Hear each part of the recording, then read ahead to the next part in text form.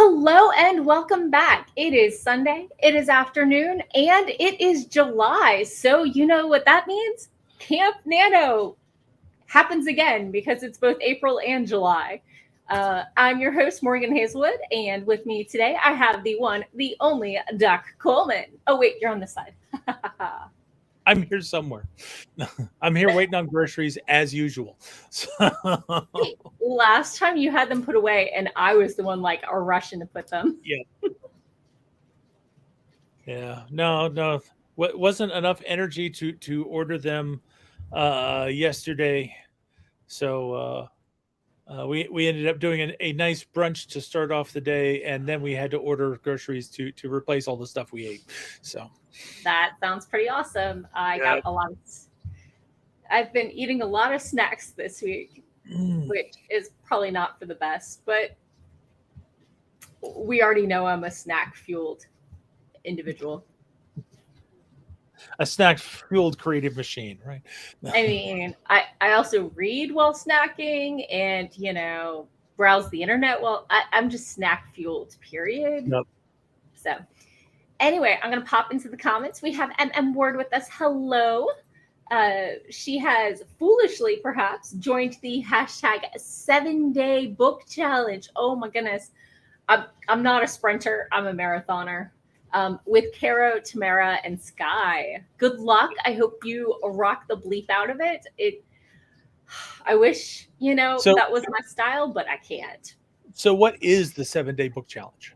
I'm assuming it's writing a book in 7 days and not reading 7 books in 7 days, which is more my style. Yeah, that is your style. I was going to say I've got my own 7-day book challenge because I am 7 chapters from the end of revising The Kindred of Kali. So my goal is to at least do 1 chapter a day so I can get it done by the end of this week. Right. Which also means that I will have this revision done by next Gaithersburg Writers Guild meeting, which is my goal. How many chapters did you get done this week?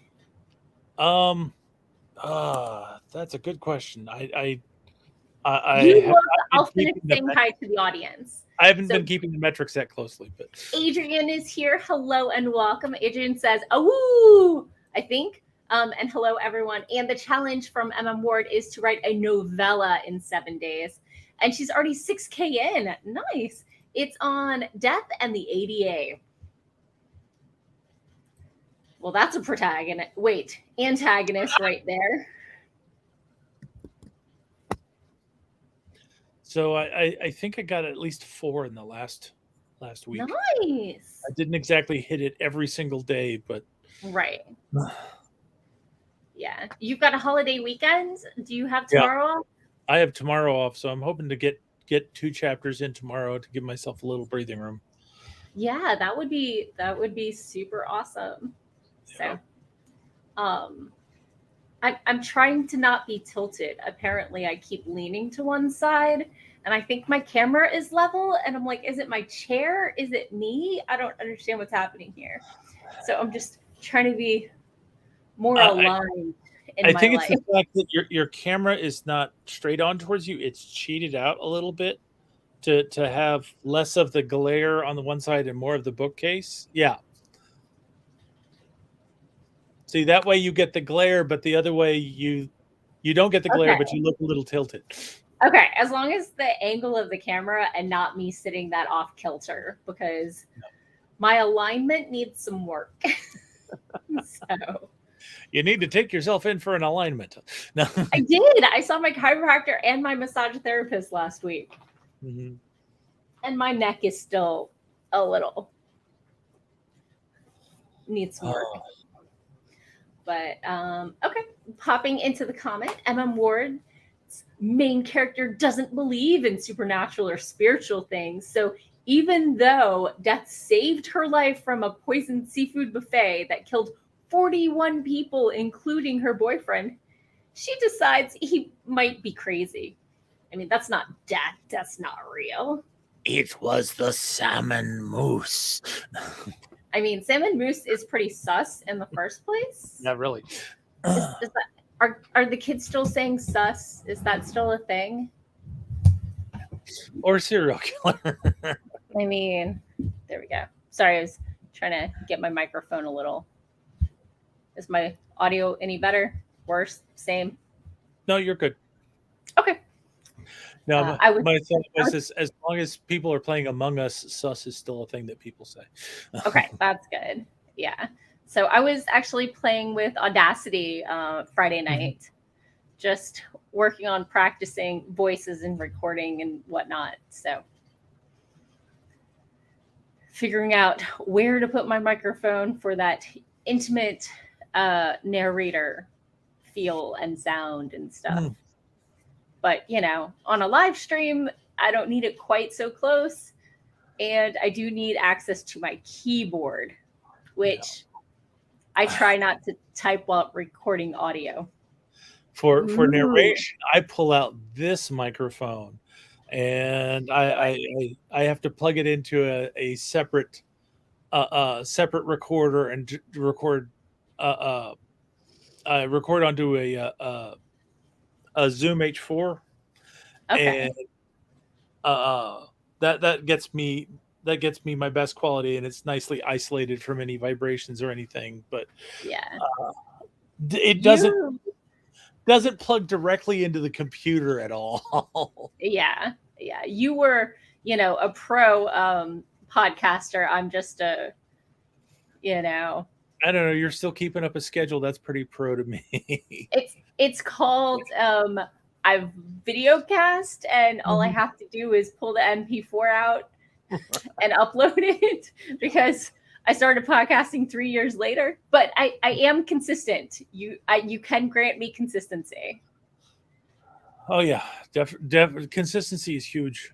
I mean, there's so much stuff that I've wanted to do in terms of podcasting, but it's had to, because of the damn day job, it's had to give way. You want to know my secret? You don't leave home for the day job? Oh, I was going to say I do zero post-processing. Yeah.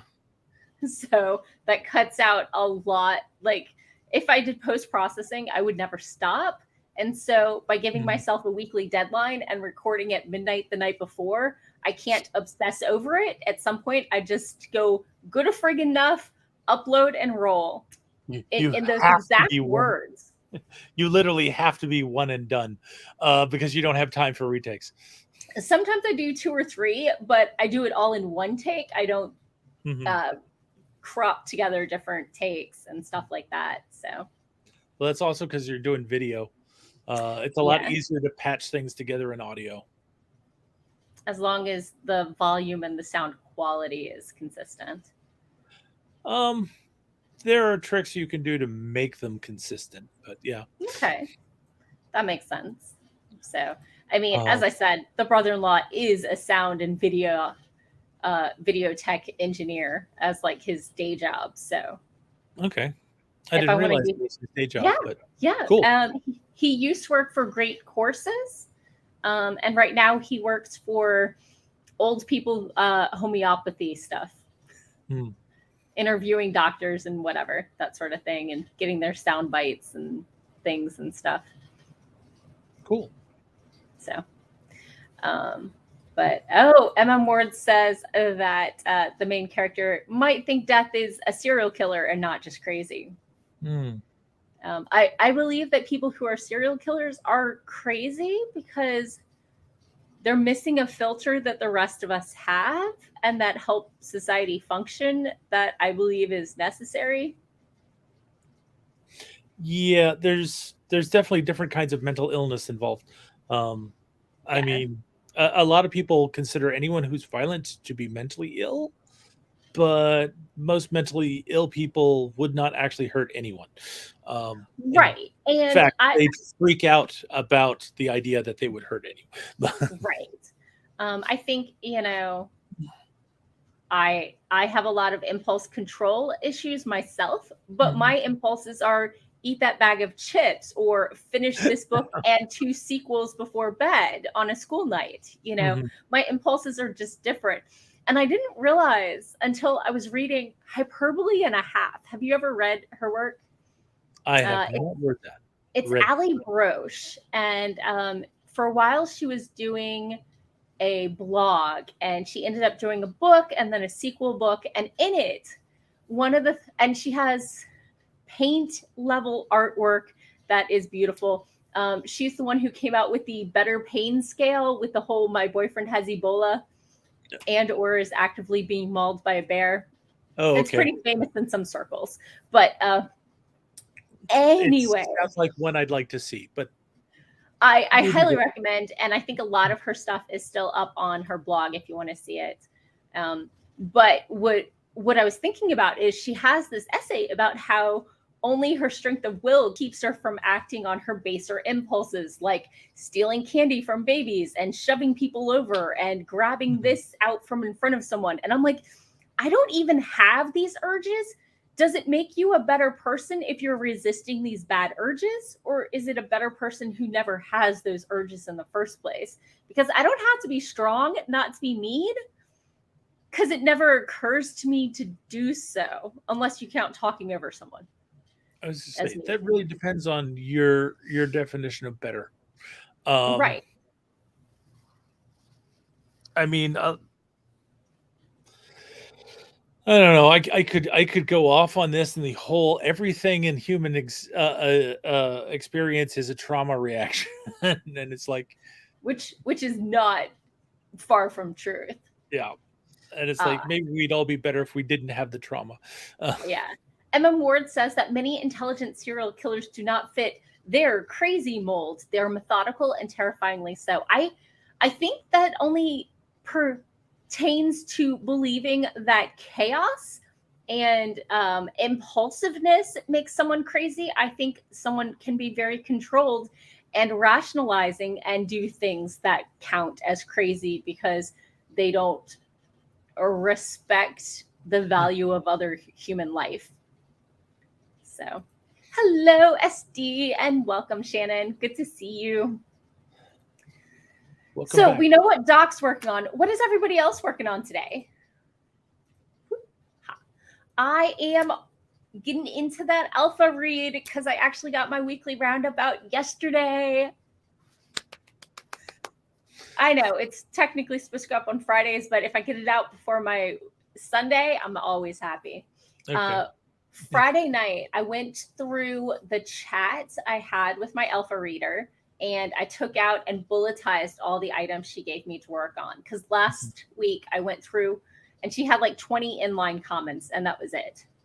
So this week I'm going to start working on the first of the overarching, more revisionist, adding scenes and following up on plot lines that aren't necessarily set up properly and that sort of thing. It's a little hard to track on the Camp NaNo website because I'm not editing pages per se because I'm spot treating different parts of the plot.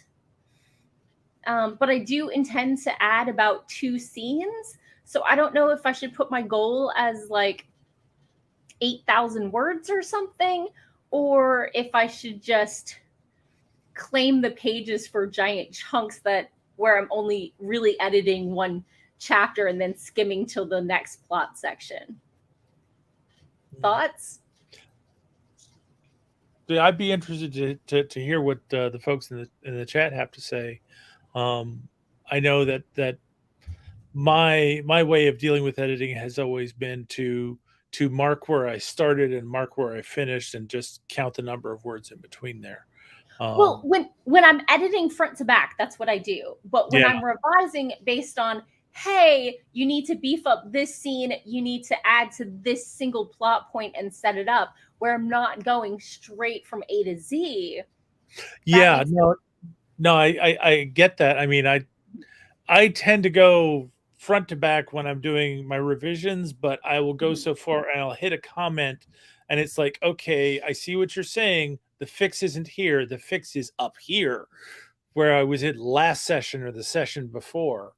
And yeah, you've got to remember to count those words that you go and change, which you either say through it. I want to make progress more than I want to count my progress, or you take time to do all the counting. So yeah. So for me, I count editing separate than revisions, where editing is fixing the lines and revision is changing plot and that sort of thing. So I usually alternate an editing round with a revision round. Yeah, it's a little weird. Yeah, editing is kind of used for both, and I've fallen into the habit of editing is when I'm going through it myself to fix things, and revision is when I'm going through to address somebody else's comments. So, gotcha. I don't know what's more correct than the other. So, yeah, like I see as revision as more developmental edits, and editing per se is line edits and copy editing, where if something's not consistent, you're gonna fix it. But yeah. So popping into the comments, Shannon is editing videos to come out when she takes 2 weeks off after the Author Writers Conference, AWC. Adrian is creating new animations for their upcoming Tuber Book Club video, where they announce the poll winners / their next book to be read. Awesome. For Nano, Shannon counts the same way you do, Doc. Yeah. And then Ward has a 15-step editing process that involves a lot of color coding and inserting colored notes. Shannon says, if I read all the words, even if I don't change them, I count them toward my edit / revision number. Because reading is part of the writing process. Okay. It informs how you change the words you choose to change. True. Very true. And then Ward says, I also create a new document depending on the steps, so I can always go back to previous copies. Yes, that was the first thing I did after I did the 20 inline comments, is I copied it over and made an official draft 2. I start counting it 0 is my rough draft that nobody sees. Draft 1 is what I sent to my alpha reader, and draft 2 is what comes out of what she sent me. And this is what I'll be sending to beta readers. So if people want to beta read for me in August or September, we'll see how fast this goes. So it's like, do let me know. I do much the same thing. Scrivener makes it easy. You just select the whole book and duplicate it, and it spawns off a new draft. So I'll put all the comments in, and then I'll duplicate it, and then I'll edit and revise and remove the comments as I fix things. Yeah, that is one thing I really wish Google Docs had, was sending the same document to multiple people, and then I want to merge in all the comments into one document. I thought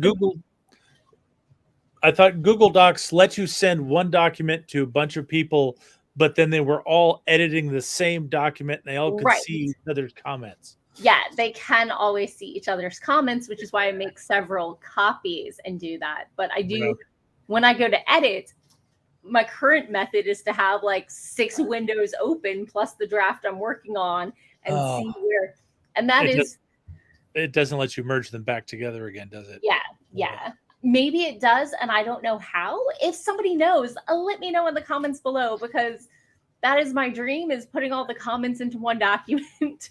So the part of the question is, if you have a document with comments in Google Docs, can you save that off as a Word document that would still have all the comments? Because you can merge Word documents with comments until you get it down to one. I don't know. Let's see. Google. Who's got more creative ideas than me? No. Copy comments, combine Google Docs, and keep / copy comments from original versions. Recommended answers. No.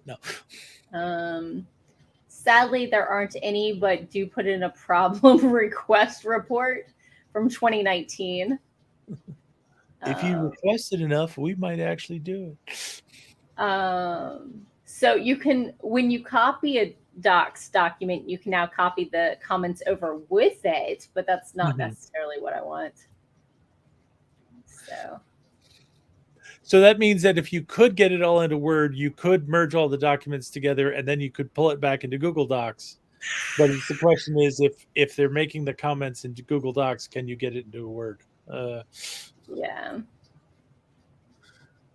We had this simple idea, and they said, no. There's a merge add-on for Google Drive. Oh, really? Because it was such a useful function that, you'd expect them to have. Oh, but the comments didn't come in. And someone said it's time consuming and clunky, but downloading each as Word, combining the docs into one, and then uploading does preserve. I'm too cheap. I don't own Word. I do at work, but yeah. It just means you need to download it on your work computer right now. Yeah, which is, I mean, which will make it possible. Work isn't upset if I use my work computer for brief instances of, personal use, but anyway, hopping back into the comments, Shannon asked, when will the video come out, Adrian? And Adrian says, I hope to have it up by Tuesday, barring acts of God or men with axes. So, Shannon might be available to beta read by September. Okay, maybe. Sharing it with new people, so scary. And Adrian can't wait to share their new video. So all that said, it's been half an hour. I think it's time for us to do a sprint. I think you're probably right. Your groceries here? I was half expecting my groceries to be here, but no, as far as I know, he's done shopping, but he hasn't started driving here yet. So I'm going to actually have to be productive. I mean, that's a lot. My darling wife here.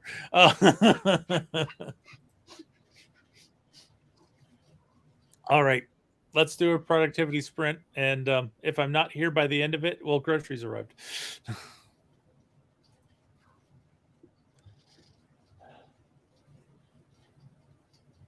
Okay. Keeps changing. And we do 22-minute sprints because Morgan is easily amused and it's 2022. So let's get started in 3, 2, 1. Oh, I said it. Now start. There. Okay.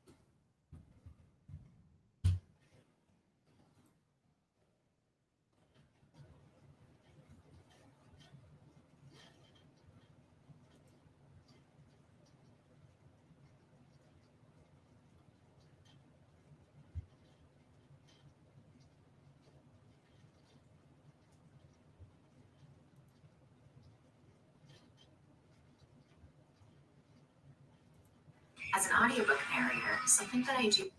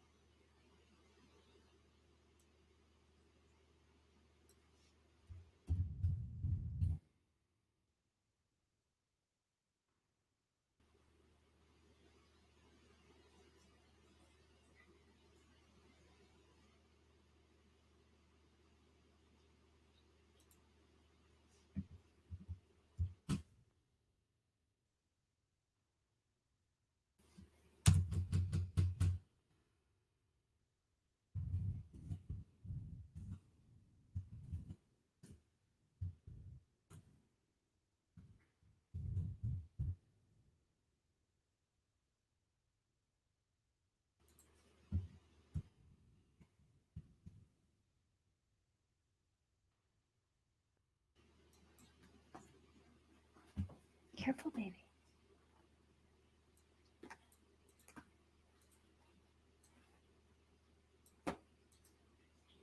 All right.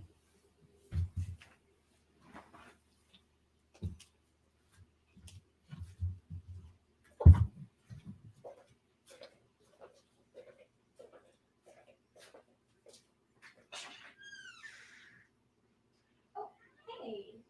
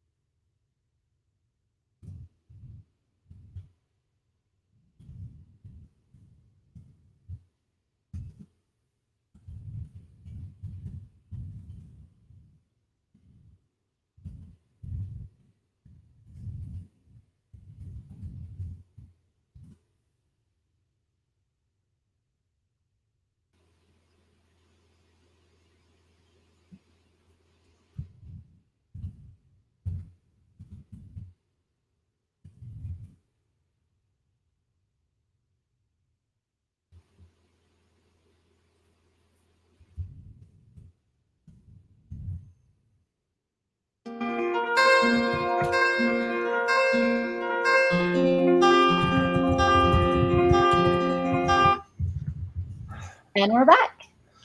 How was your sprint? Started to get working, and the groceries arrived. Of course. The guy had never sent the message saying that he was leaving the On the grocery way. store. He just, surprise, he's there. So, But well,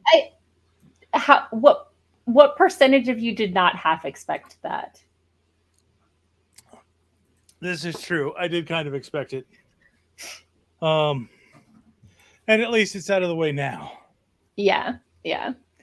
So I went through and renumbered all of my chapters because my alpha reader said it was a bit confusing to have 1 to 3 chapters of the same number with different points of view.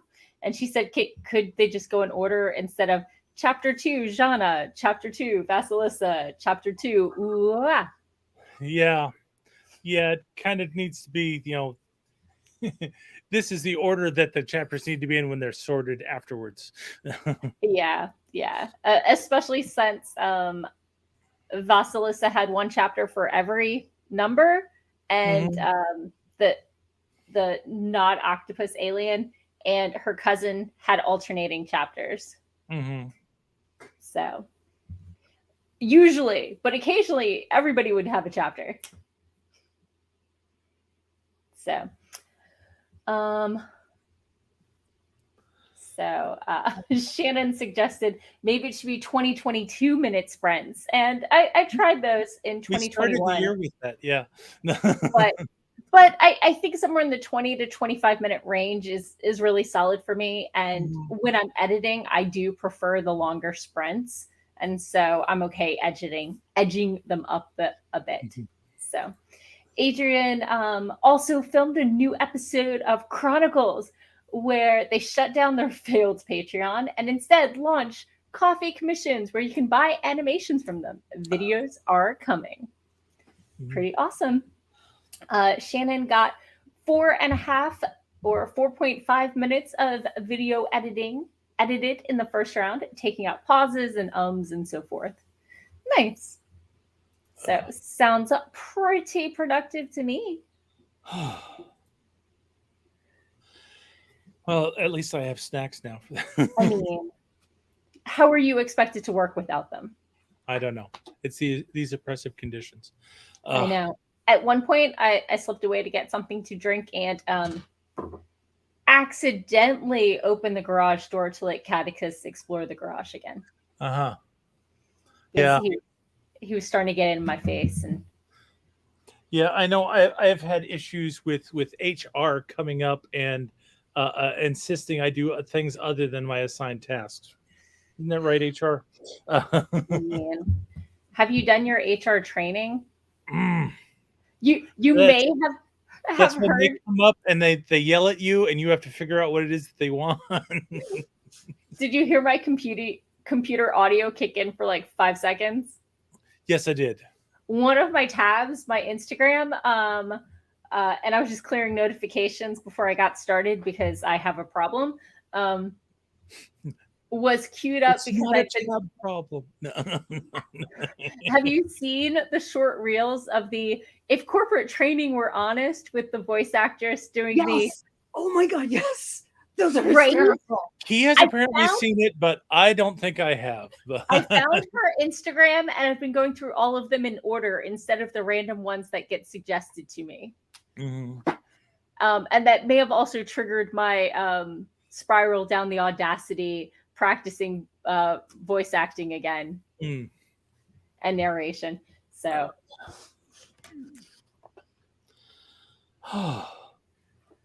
So yeah, she's pretty spectacular. I think I paused it so I can actually look now.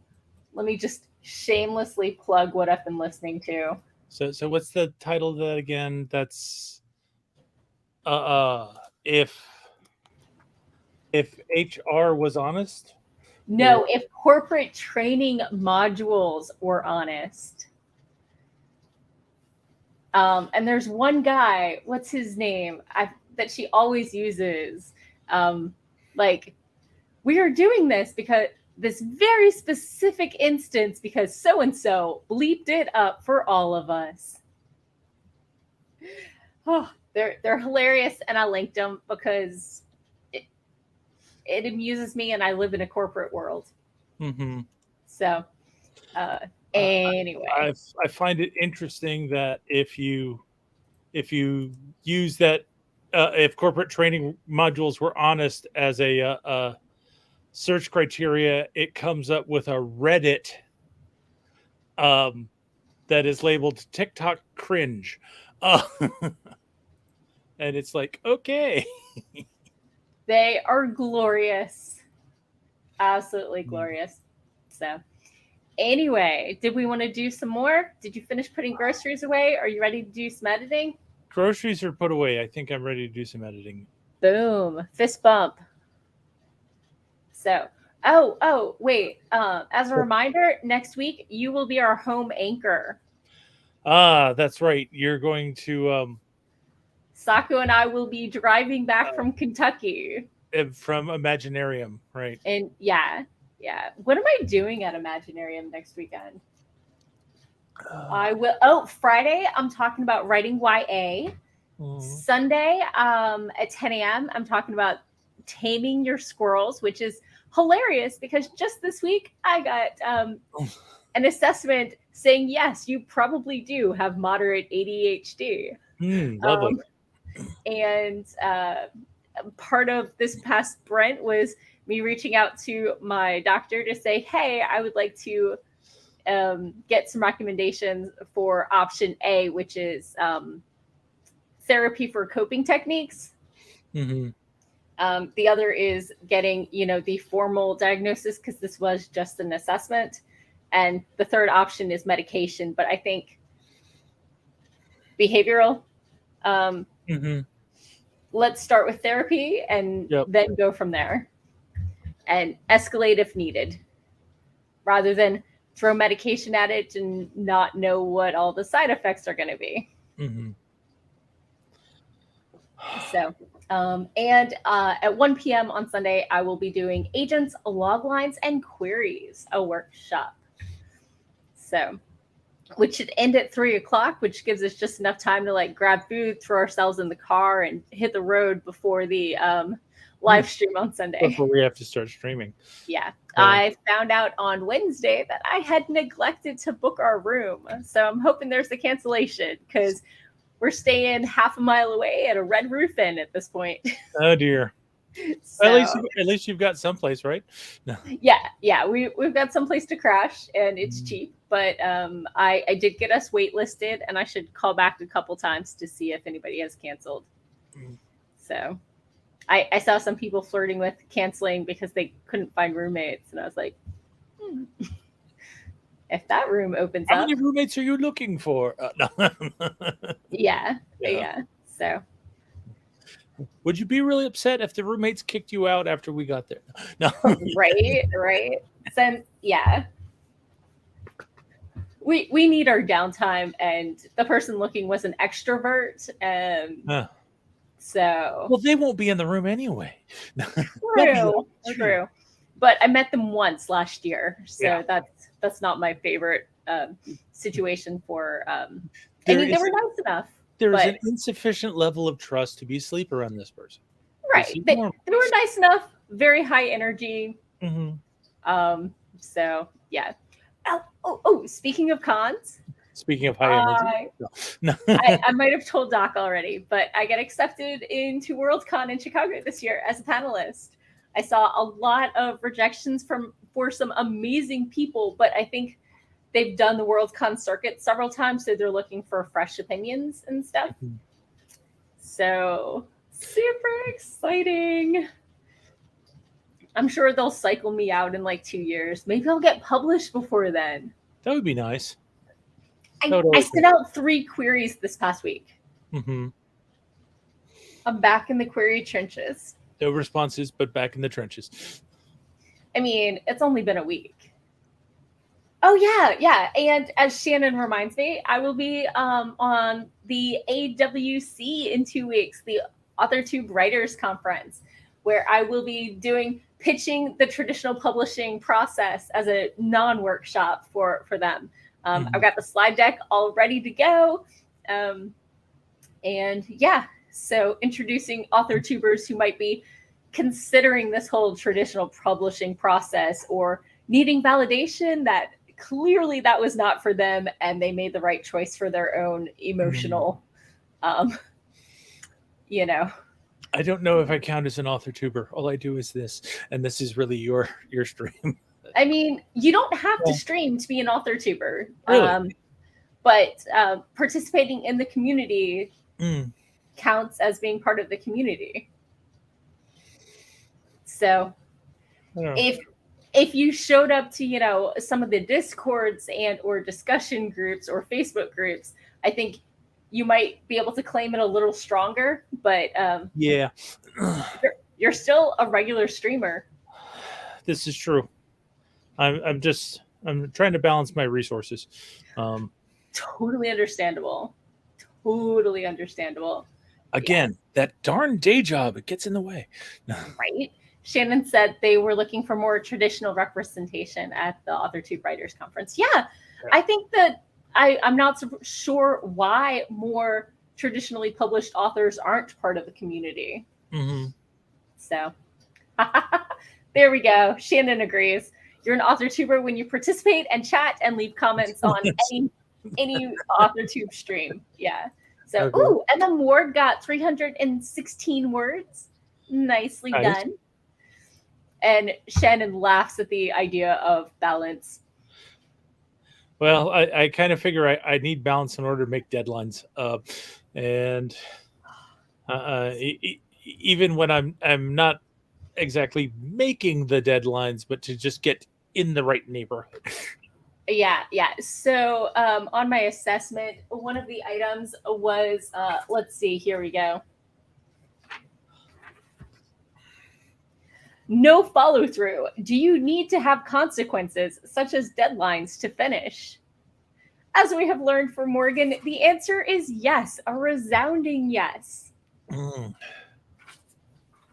See, I guess I kind of fit into that because I've definitely found that if I'm trying to do things for myself, it's really easy to replan and change schedules and decide that something else has actually become a higher priority. We're really good at rationalization. We're excellent rationalizers. But if I'm trying to do something for somebody else, I will be there and I will get it done. Yeah. And if I am not on time, it's because something came up at the last minute that got in my way. Right. Yeah. So surprising no one on this stream, I gave myself a moderate for, talking excessively, blurting out answers, struggling to wait for my turn in conversation. I do try to be very cognizant and stop myself from intruding or interrupting others, but I'm not always so great. Well, we grew up in a time and a place that if you didn't interrupt someone, you didn't get to speak. Oh, yeah. My sister has that problem when she talks to my dad.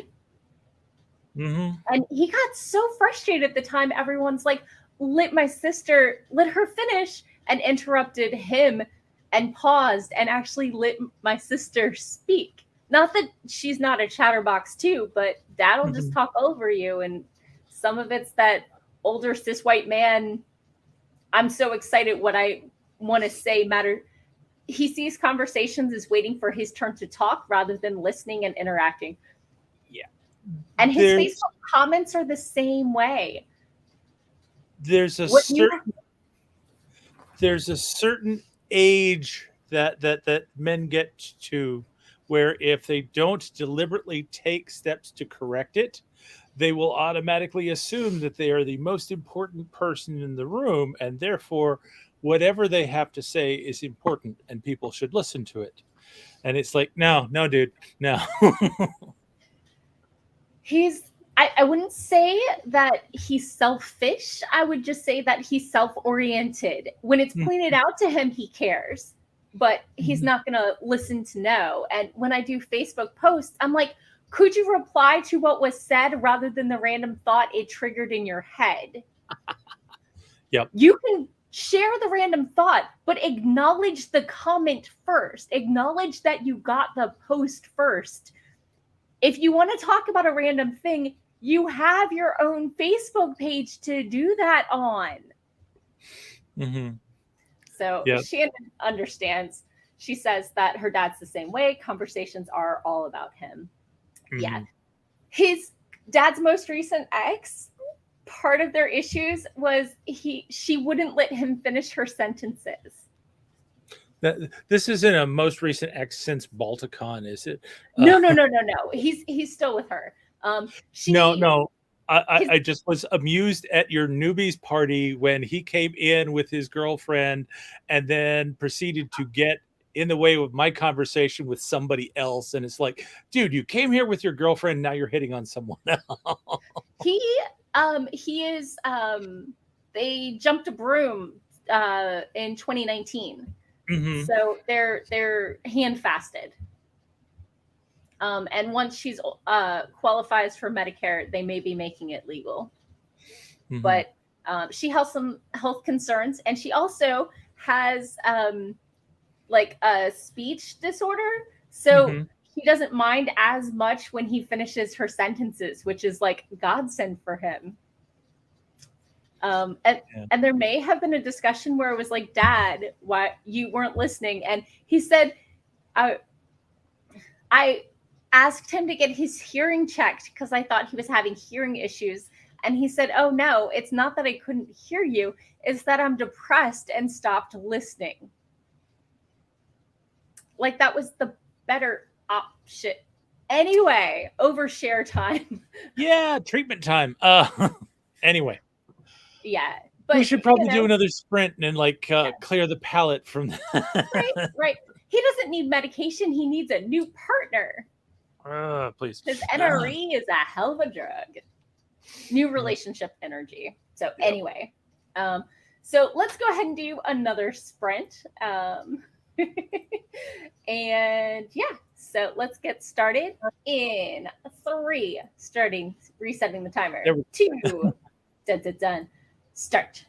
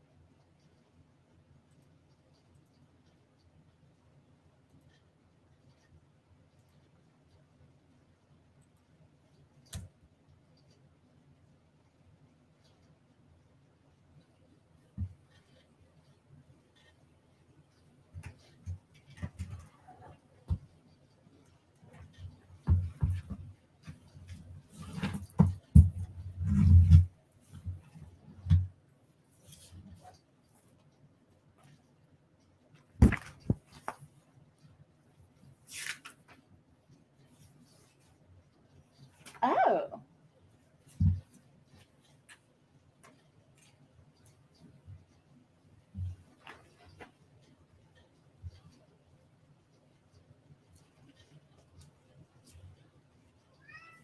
Yeah.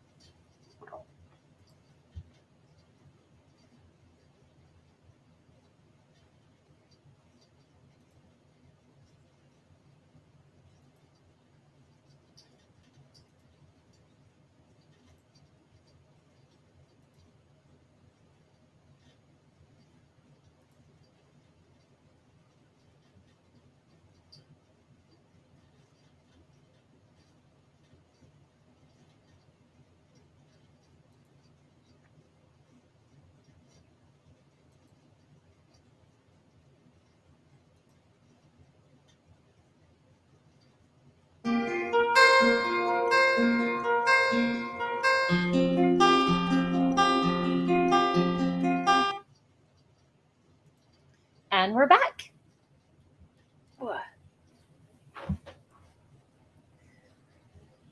I am this far from the end of the scene. I'll be right back. Okay, you do that. So I mostly spent that one looking through my chapters, being like, wait, what was the name of the thing? What was the name of the ship? What was her cousin's name? Because these are all my alien names, so it's a lot harder to remember them. And also kicking out the Twitch person who decided to give me spam. So Shannon agrees that conversations with parents can be hard. So how was y'all sprint? Let me know. I also got a snack because snacks are awesome. Sako, are you ready to hop in? We got a Sako. Yay! Hey guys, sorry I'm late. Really? The famous services at work. No. Sorry about that. That's Right. fine. Oh. So Doc is finishing up his scene, but we just got back from a sprint. So Yes, if I you want figured as much, which is why I sprang back. Catch you guys for the last sprint. yeah.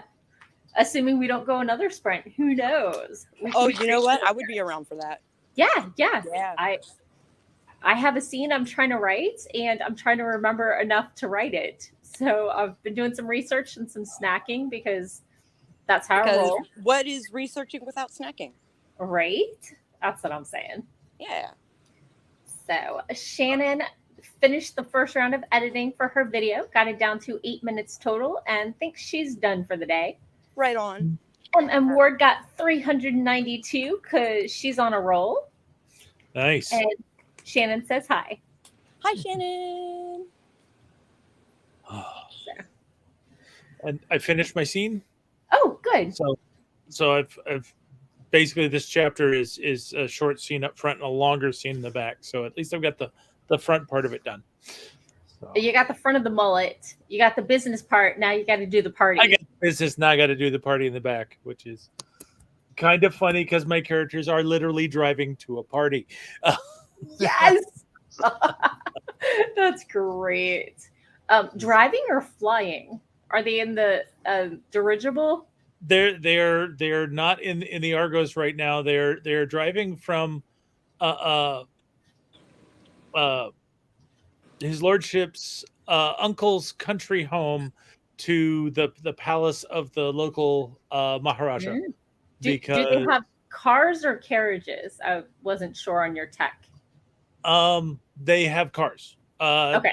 The tech level here is wealthy people still have carriages. The wealthiest people have cars.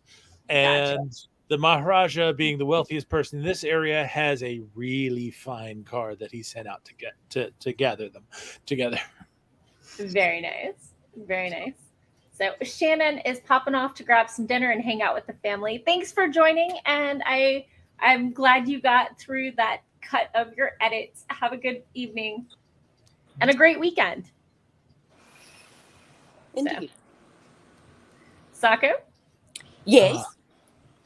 How is your day been going? Oh, my day's been going great. I've been writing tons. Nice. Cool. And I'm in the middle of a scene that I'm really hoping to wrap up. And I'm like in the home stretch for the end. Like, nice. Home stretch. Pretty cool. Yeah, it's pretty great. And it's only the 3rd. Yeah, I'm feeling pretty good about it. Nice. Are you doing Camp NaNo? As much as I can, because I'm gone for like half the month. Yeah. I was reminding Doc that he'll be home base next week. Yeah. So yep. my last panel is a workshop that I think ends at 3:00. I need to look at the schedule. So yeah. I'm like, can I be online for therapy on the 9th? I don't know.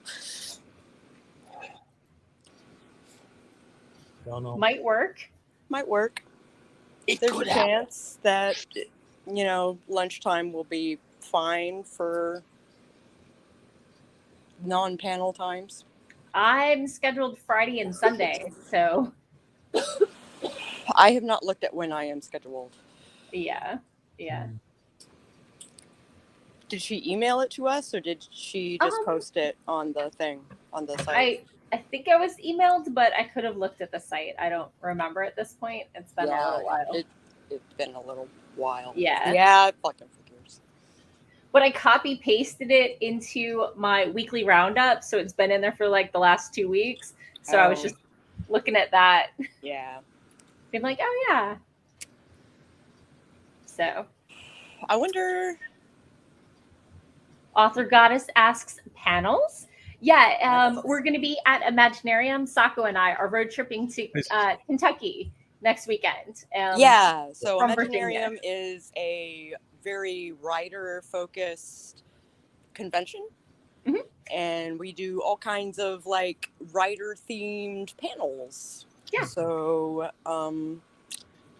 that is what I am working on this week. I this think coming Author week. Goddess was one of the organizers of last weekend's online conference. Oh, great. Yeah. And Context. I am not comfortable with traveling in this pandemic environment yet. Right, So which is fine. I'm going to stay home and Probably because you've be been on home them. based and hopefully have a good enough internet connection that I don't drop out while they're on the road on the way back to next week. Yeah. So one of the things about intervention or Imaginarium is it's very small, and half of the attendees are also panelists, and so we're all learning from each other. And there's also a large contingent of indie filmmakers as well and stuff like that. So it's a lot of creatives just getting together and being creative at each other.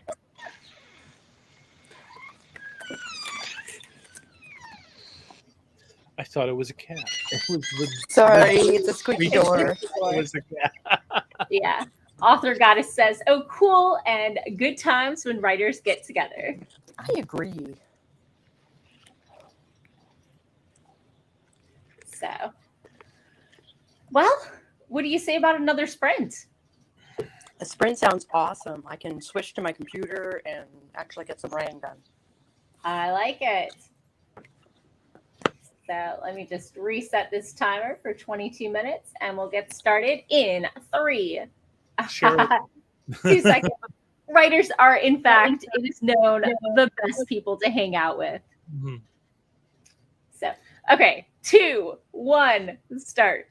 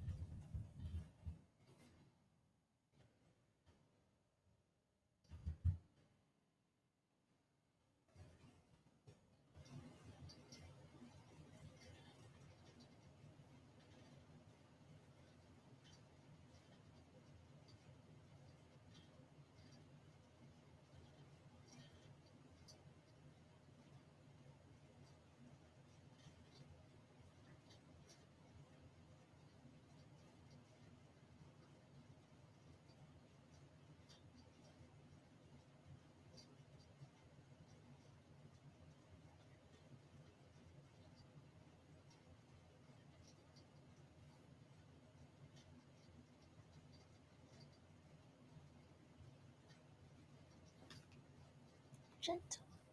Gentle love.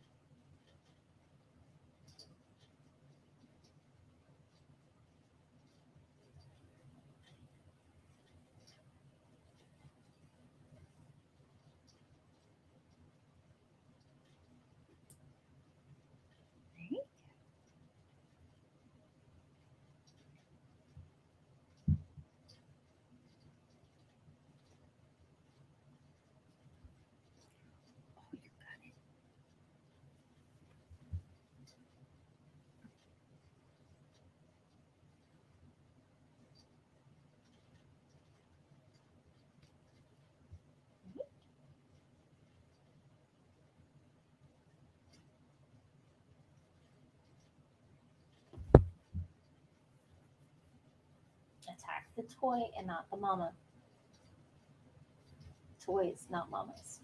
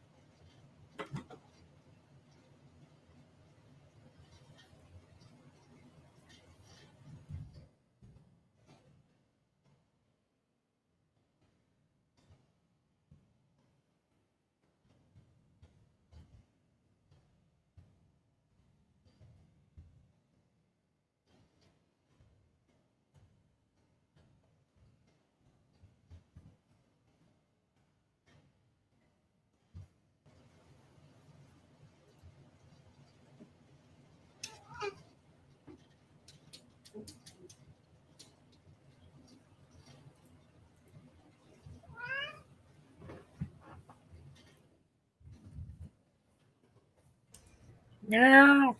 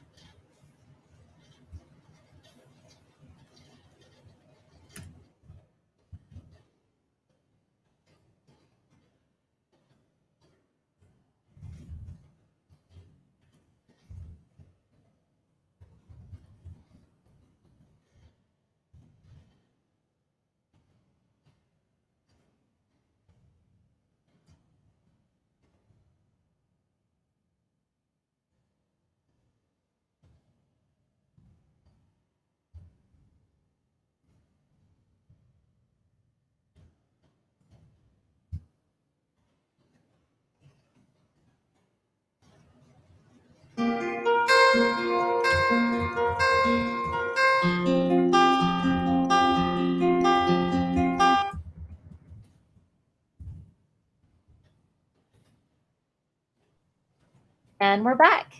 Or at least some of us are. Well, Sako might be there. We just lost her video. That's all. True. Oh, she'll be back in a minute. How was your sprint, Doc? You got into the party and finished because the business is over. I haven't gotten into the party yet because first we have to convince Tinka to go because she doesn't want to be seen by all the people. So, but she's awesome, and we love Tinka. Yep, she is. But she is self-conscious. She is incredibly tough and able and crushingly self-conscious about her appearance. So. She has 4 arms. Yeah. Yep. And there's not a lot of people she feels comfortable around because of that. Yeah. I'm making plans for 4th of July. Ooh. Only tomorrow, right? Yeah. Mount Vernon is doing like a thing during the day. Okay. Hopefully it won't rain. What is the weather supposed to be like tomorrow around here? What is the weather like? Probably more like today. It seems like it's every time I look outside, it's bright and sunny, but all day long I keep hearing thunder booming. It is the weirdest weather in this area. So 88 degrees and sunny. For tomorrow? Yeah. That makes me happy. With 48% humidity. I'm going to a pool party, or at least a pool hangout. I don't know if we're celebrating, but we're going to have food, and there's going to be a pool, and we're chilling. And I think it was like peace out and go see fireworks elsewhere. Although we might have a contingent go to the park nearby, seeing what people are up to. I was thinking about hitting up Leesylvania and possibly seeing the fireworks from there. Because you look out over the Potomac, like in the park. At my house, I have a mediocre view of 3 different fireworks in different directions. But I have to look over trees and houses, so it's a mediocre view, but it's from my front yard. Yeah. So I don't have to deal with traffic, but I can only see the high ones. That's how I feel about where I'm at. Because the neighboring neighborhoods illegally do aerials. Yeah. And you hear sirens all night long. If only you could just climb up onto your roof, you'd have a much better view. Actually, I can see it from my bedroom window, which is cool. Nice. I have a 1-story though, so that 1 story can make a difference. So I do like having the roof. The roof I'm a huge fan of. Yeah. In years past, we have had friends that have gone out and stocked up on fireworks during the year. Yeah. And then they have a big party at their house, and when the sun goes down, they set off fireworks in the street in front of the house. And I used to host a 4th of July party with my ex-husband for up to 150 of our nearest and dearest.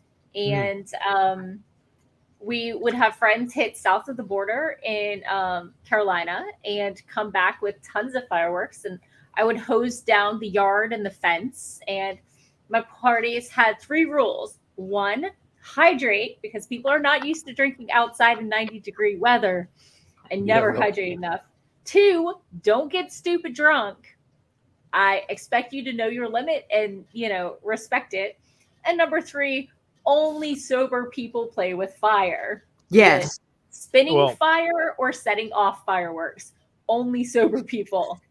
Mm-hmm. Well, the couple that hosted this party, they would touch the fireworks. They would have 1 or 2 friends that were allowed to touch the fireworks. Yeah. Everybody else was audience.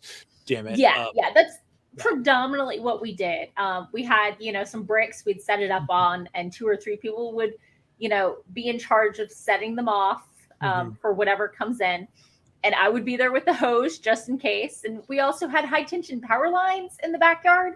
So please watch your aim. And we also had a large contingent of fire spinners who are like, are the fireworks done yet? We want to play with fire. In which case you always make sure that they are wearing non-synthetic clothes because that stuff melts instead of burns. And, secondly, have a wet towel to dampen if you need to. Mm-hmm.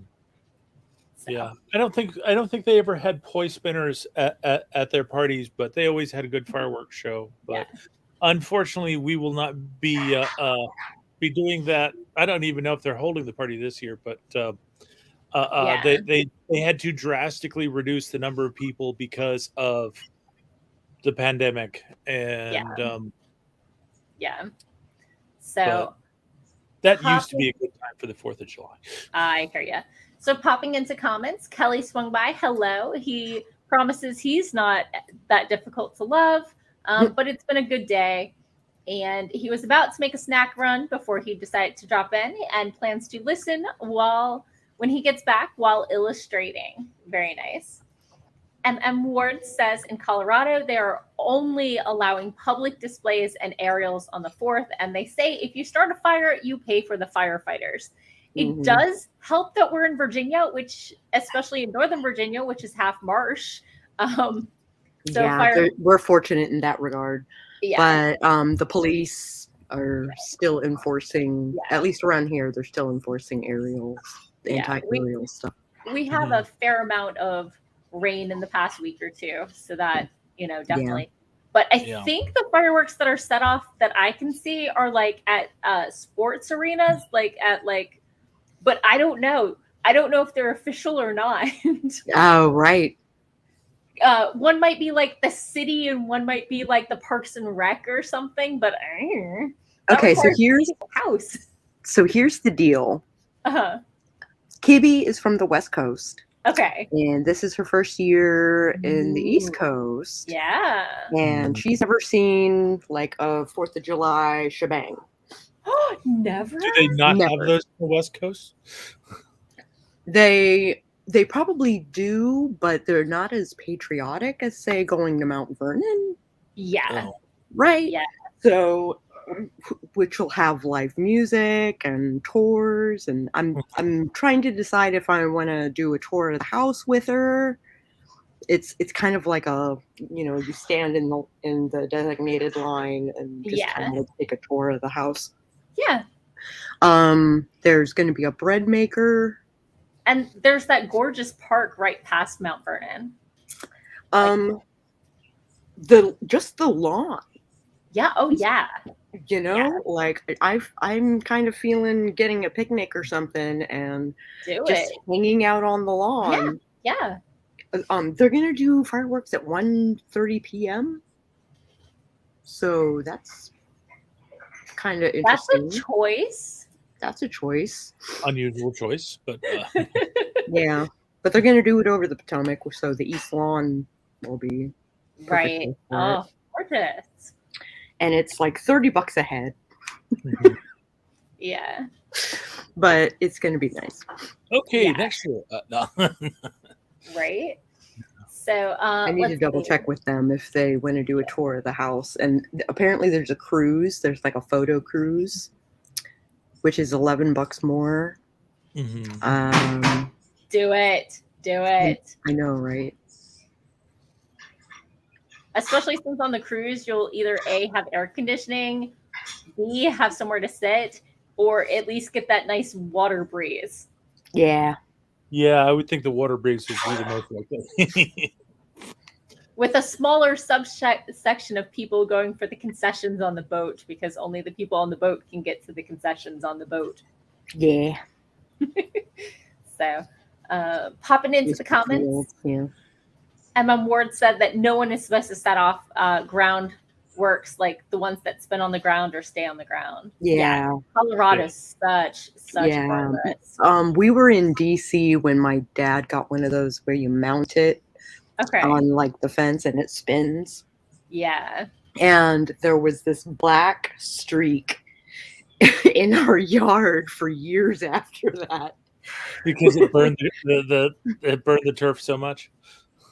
we had some unused mortars that went over the ceiling or roof twice and landed on the neighbor's car. It wasn't damaged, but it was a little singed. And I was like, the second one that went over the house, I'm like, we are shutting this down. And that's before I knew it hit anything. I was like, these are old fireworks. We're not using any more of these. That could have hit my house. That could, no, do not use old fireworks. Lesson learned. Lesson learned, do not use old fireworks. Yeah. I remember when I was a kid, I had a couple jumping jacks, was lighting them off in front of the house, and like one of them like jumped twice and then flew over the neighbor's house. Oof. There was one year where we did a bonfire at a friend's house. Okay. And he's got tons of land and an area designated for bonfires. Right. And so up at the top of the hill, they, of course, had drinks, and they were messing around with the fireworks. At one point, it fell over and then shot off the top of the hill, landed on the roof. And Lisa was like, nope! Big bag of nope. No more fireworks. Let's go inside. Growing up, until I was about, 12 or so, my next door neighbor, his grandson was like my age, would go down south of the border and then come back and have 3 hours worth of yard fireworks. Yeah. But it was mostly like the stuff on the ground, not the stuff that goes up in the sky. Yeah, like fountains and stuff, right? And my hometown is the water table, so fire risk is very low. And yeah, same here. The next day we would be picking up, debris from our yard just to make sure. But no. These days even sparklers make me anxious. Sparklers are the most dangerous fireworks you can buy. Because it's basically it's a chemical that burns at a high temperature that once it's ignited you can't stop it.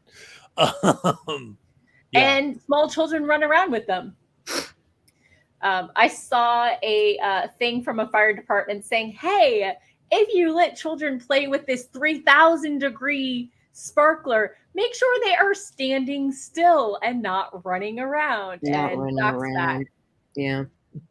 Hello again. Yep. So. Yeah, small children run around with them, and if they drop them, they could catch something on fire. If they try to hold the shiny bits, they could burn themselves nastily. Yeah. Have a bucket of sand or a water bucket for when it's done, because sometimes they can reignite or they're not cold yet, Yeah. Or I sometimes just put them on my driveway, which is asphalt, because there's nothing near it to burn. Yeah. Right. And then come back in the morning and take care of it, Yeah. So Patrick says near me it might be the baseball fields where they're setting off fireworks, and that he's pretty sure our county does fireworks over the baseball field, so they hit grass and dirt. So that makes sense. Yeah. But I hate to be the guy that goes and cleans up afterwards. Hey, it's a job, Yeah. MM Ward says 2 of their local towns did their displays last night, and there are 2 more towny ones tonight and 2 in the city. Tomorrow night, there's 6 in the city, but the fireworks stands were angry because fountains are their best-selling item, and they can't sell them this year. But, oh my gosh, it's too, And Patrick would like to remind you, use a metal bucket because the plastic ones will melt for the sparklers. Yeah. Safety first. No, safety third. First is getting the shiny object. Second is, setting it on fire. Third is safety. Because honestly, if we wanted safety, we wouldn't buy them and we wouldn't light them on fire.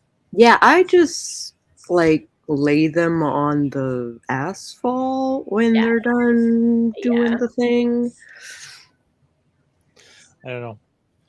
So they can cool off. My brother, one of my brothers was you have siblings? I have 2 siblings, yes. Surprise. I don't know why. I just assume people are onlys unless they mention their siblings. Oh. I don't know why. I had no idea that you had more than one sister for a long time, so it's fair enough. You But have more anyway, than one sister? My dad's been married a lot of times. Oh. I have a big half sister, he's a an frequent adopted flyer. half brother, an ex step brother, and my dad's current partner, who they're handfasted, has 3 daughters. So it gets wiggly. It gets wiggly. It gets wiggly. Yeah. But the one you know is the one I was raised with. None of the others have lived with me. So Yeah. I got you. But my brother was lighting firecrackers. Actually, might have been for New Year's instead of 4th of July one year. But okay. but he was holding the firecracker in his hand, lighting it, and then throwing it. Yeah, that's And not great. One of them failed to go off in the air. So he went down and picked it up. Oh no. And then it went off in his hand. So how clever is he normally? Is this on par or just a brain blurb? He thinks he's cleverer than he actually is. I mean, if he takes things slow and thinks them through, he can come up with decent product. But yeah, he is one of those people who has already achieved the point in life where he assumes that he is the most important person in the room at all times. So one of your favorite people to hang out with? No, yeah, I hate my brother. No, I don't hate my brother. He is not. He is not a pleasant experience. No stars. Would not recommend. Guests are great in small doses, up to 3 days. Then, like fish go bad and should go home. Yeah, something like that. Part of what in small doses. Yeah, part of what annoys me about him is that he always assumes that he is right and I am wrong. That does not happen with anywhere near the frequency that he thinks it does. Yeah, siblings are complicated. But I never got, because of that incident, I never got into or never got into firecrackers. Gotcha. In college, bottle rockets were the thing. And we never actually bothered with the bottles. We would just hold them between 2 fingers, light them, and shoot them at the thing. How many of the people participating with you were women, and how many were men? Ooh. This was in the fraternity, so I think it was all guys. But I don't want to be sexist, but holding bottle rockets in your hand and setting them off, just in my head, doesn't strike me as things that most women would do. Yeah, this is a classically foolhardy masculine thing to do, but the important thing is to know not to hold the bottle rocket, because when it ignites, you want it to go. So don't hold on to it. Yes. Author Goddess wants to sympathize. Their brother was convinced he is the most important person in the room since high school graduation.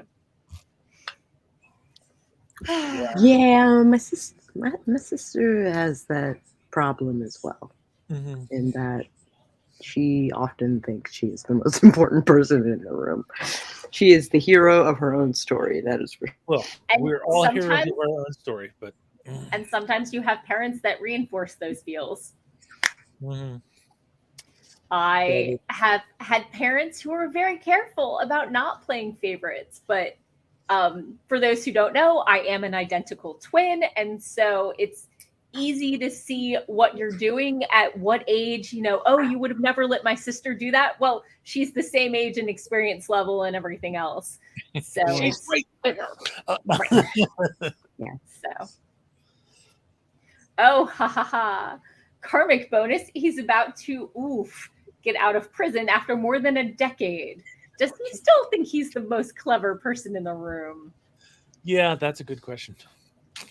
Clever or important? Oh, true. We were talking importance and not cleverness in this instance. Oh, yes, he does. And I'm sure it wasn't his fault. I don't know if he did it or not, but it wasn't his fault in any case. Yeah, Either somebody set him up or the He was authorities in the wrong place at the wrong time. or the authorities had it out for him. And anybody else would have gotten away with it. there was nothing wrong with what I was doing, really. No. Right. So The pension fund was just sitting there. that's what pension funds are supposed to do until you retire. Oh, okay. He's just all better because he found Jesus and we're going to hell because we have tattoos. Oh. Does he wear garments with mixed types of cloth? Because that's also on the list. Right up there with tattoos. Wait, he was in prison for 10 years and he didn't get any tattoos? He found Jesus. Yeah, he was in the bunk next door. No, but sorry. People are special. Oh, he couldn't play the setup card after he faked his death and skipped the country to become a drug dealer. Sorry, I had to pause to make sure it wasn't county. You know, that is something that I do in my role-playing games. But, you know, when people actually do that sort of thing, like, they're going to catch up to you.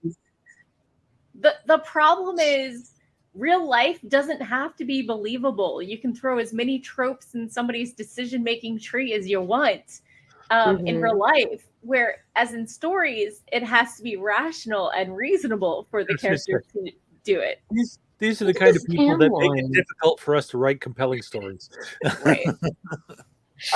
Author Goddess says you can find the whole story online as reported by the news. Nice. Oh my goodness. So is that your foot or somebody else? It is my foot, but look at this tan line. That is in fact from my shoe. This is all I got. Just kind of surprised at both your flexibility and the whiteness of those toes. And the whiteness of my toes.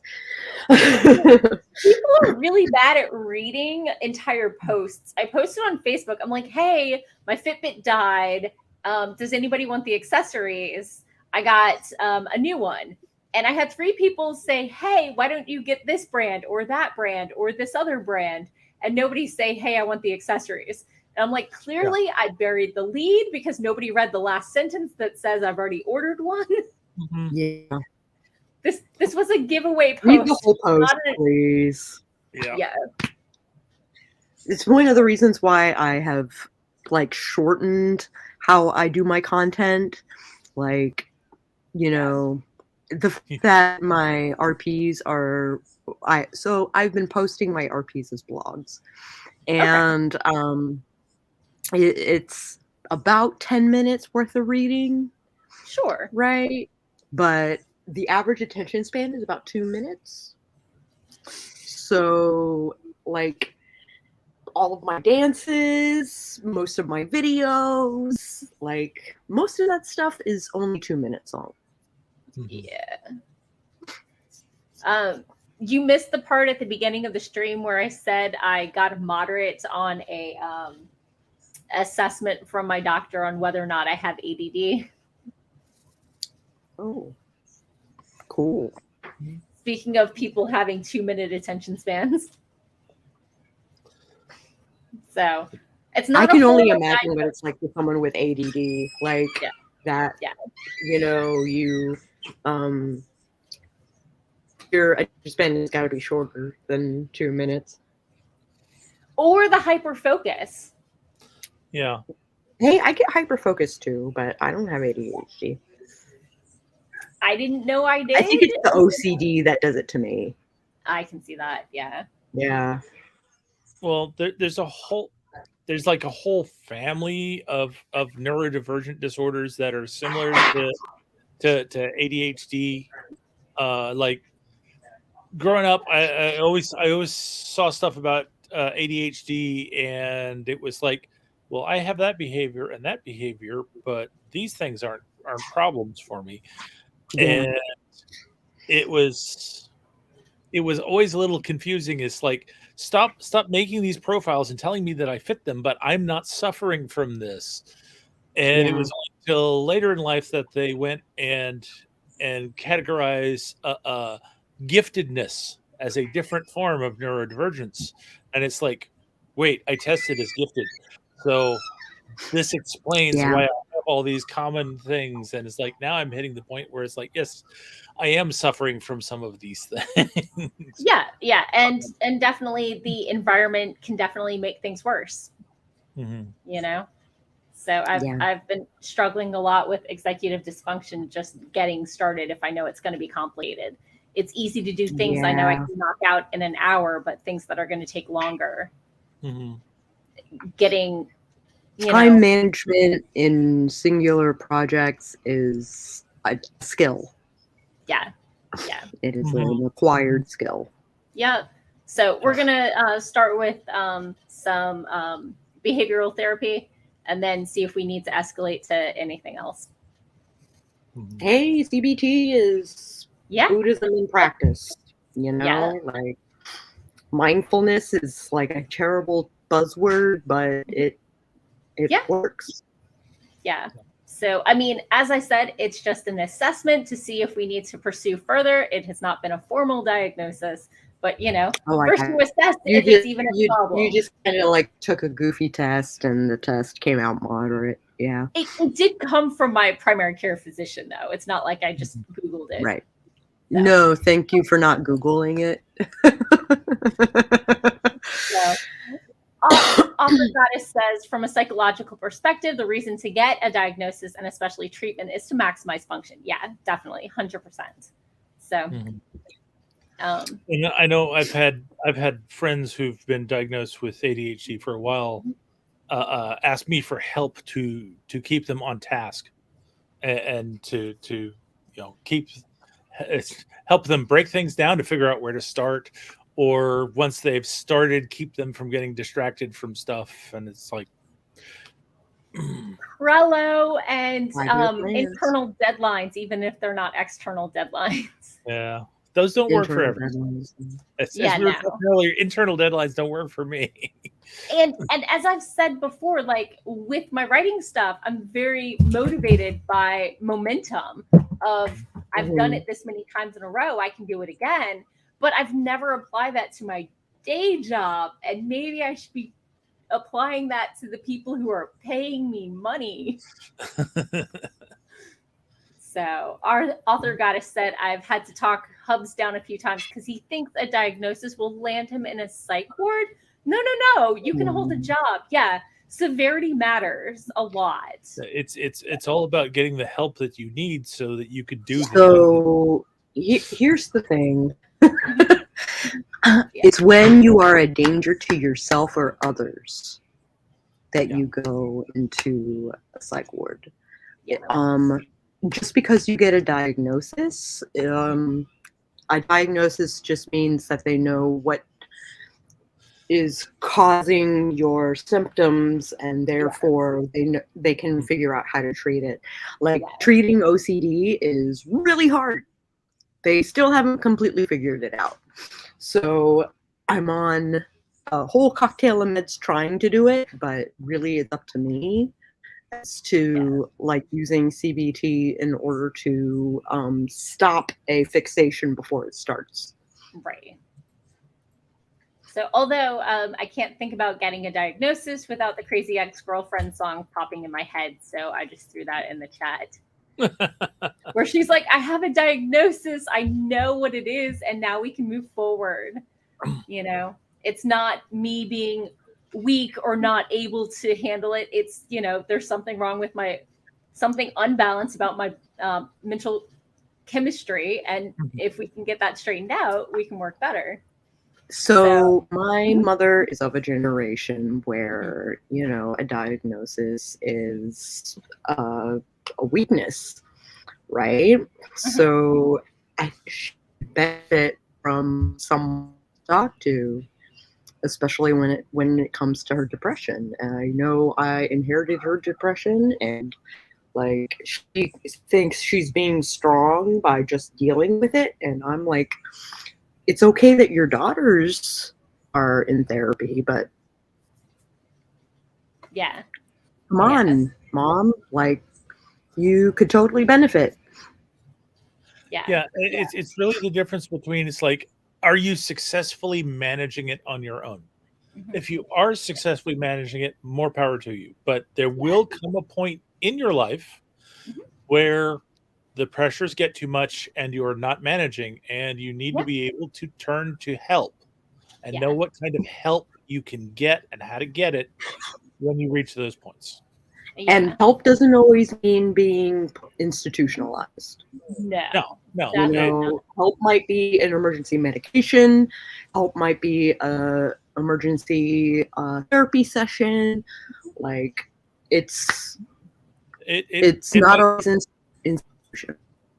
It might just mean a few weeks of therapy just so that you have a safe environment to talk out, to slow things down and talk out what you're trying to deal with so that you can figure it out yourself. Because it's amazing how much telling someone about what you're going through helps you figure it out for yourself. Yeah, I have a family member, and their parents has, you know, similar issues, but they've funneled all of that into their job, and their job is very active, and that's their coping mechanism. And so they're telling their child, all you need to do is do all these activities and stuff like I do, just exercise and it'll be fine. And it's like, that's where you put your focus.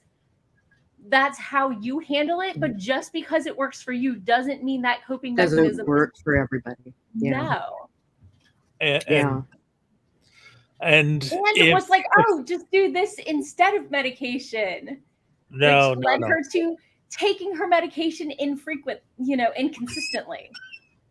One of the reasons why I kind of like scoff organized religion is my Buddhist friend. She was basically under the impression that I had a stroke because I wasn't chanting enough. So, and she was like, oh, if you chant enough, you won't need medication. And I'm so sorry that those are a thing that are in your life. And I was like, I am finally happy. Like, I am a poster child for better living through chemicals. Like, I'm not mad. I'm not mad. If you can't make your own neurotransmitters, store-bought are fine. Exactly. So popping into the comments real quick, author Goddess says, from a mental perspective, diagnoses help with self-identity, self-assessment, self-forgiveness, and quality of life. For her brother, he just has... Preach! Her brother has undiagnosed paranoia due to BPD, anxiety, PTSD, and others. And so she says, preach it, Sako.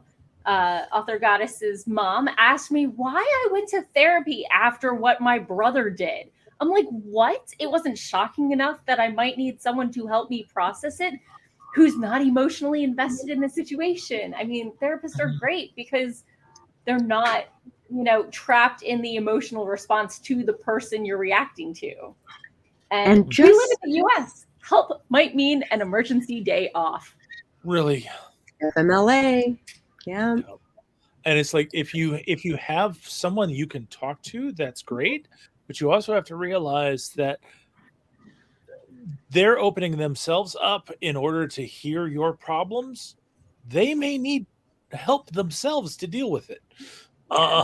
So having an alternative rather than unloading all your problems on the same person can make you be successful longer.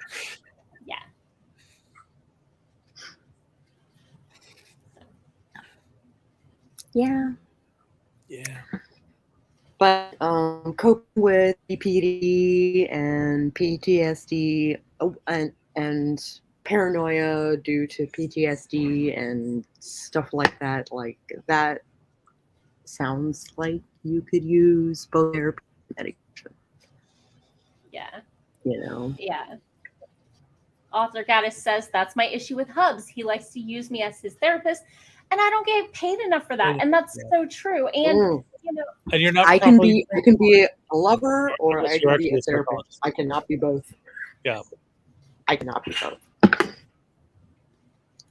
you can vent to me on occasion, but if you need therapy, you need someone who is not emotionally invested in the situation as it's happening, because it's really hard to be objective when it is something that is going to affect my life. Whereas, you know, a therapist A is trained in this and B isn't, you know, going to have their life impacted by the way you handle things. Yeah. You know? Yeah. I'm glad I can be for the people around me. But, you know, like, there's a limit. Yeah.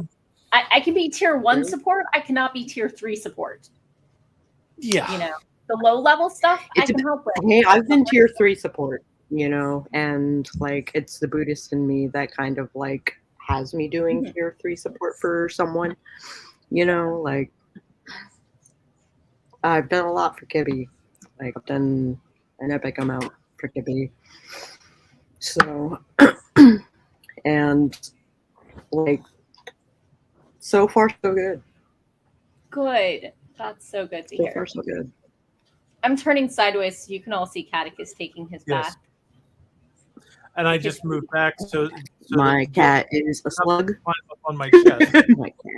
my cat is a black slug. Hi. And of course, Gilly goes and climbs onto my lap. Of course. I want a lap. That is, I mean, the kitty's lap. Author Goddess says, if my supporting other leads to me having a mental breakdown, which has happened several times before, this isn't a healthy balance. Yeah, no, definitely. Agreed. Yeah, you definitely need to be end up the punch bag. You definitely need to be able to tell people that it's like, I want to help you, but I've reached the point where I don't have enough of me to help you.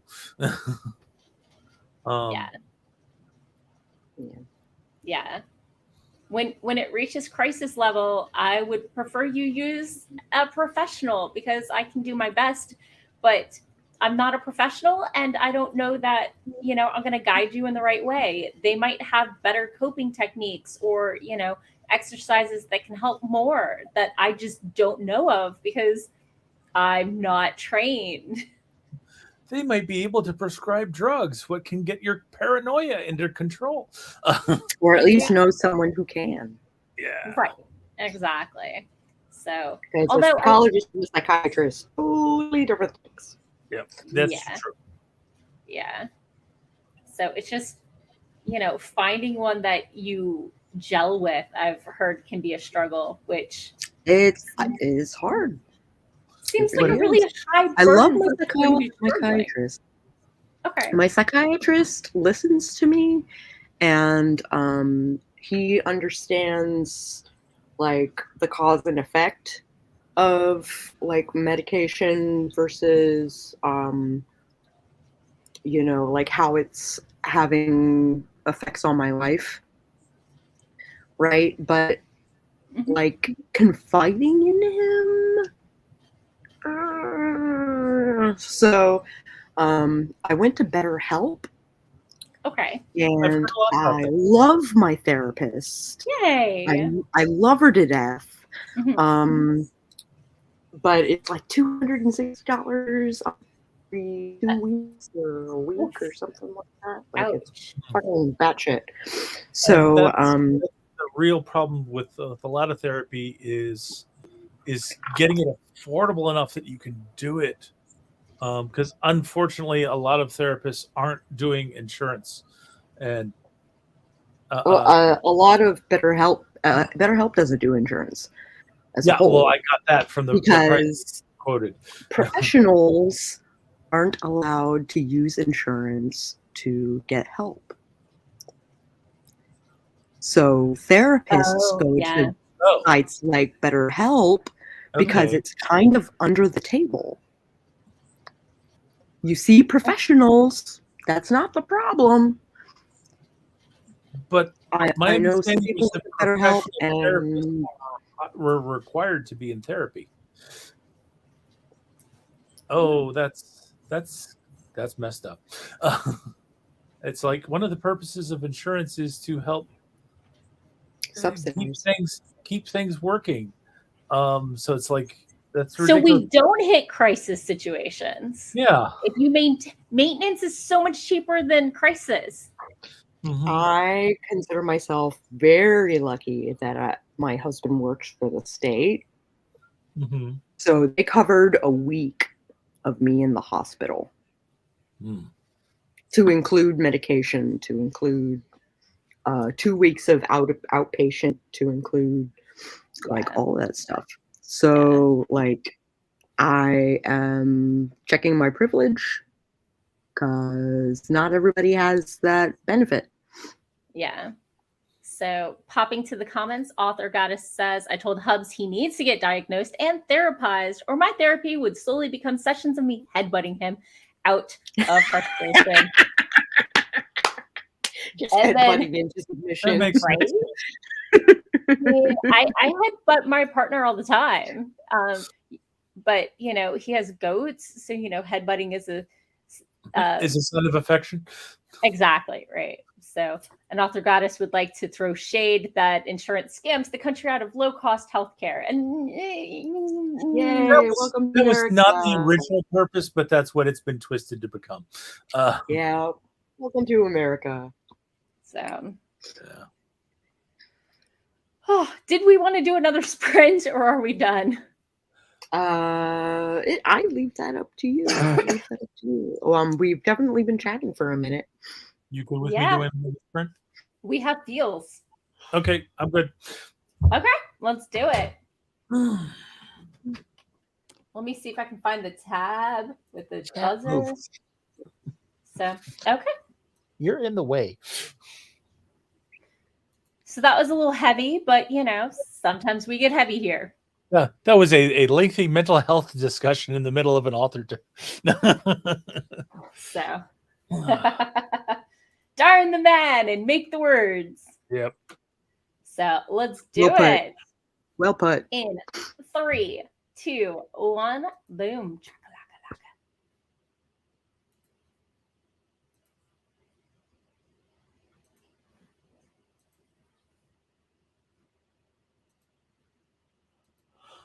Ugh.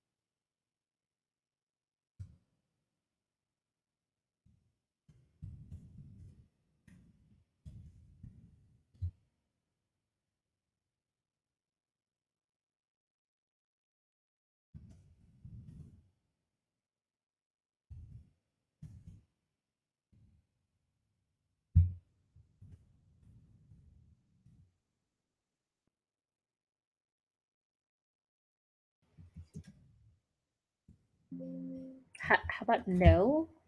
Could we get off my keyboard? And when Alyssa Valora's ship was a child,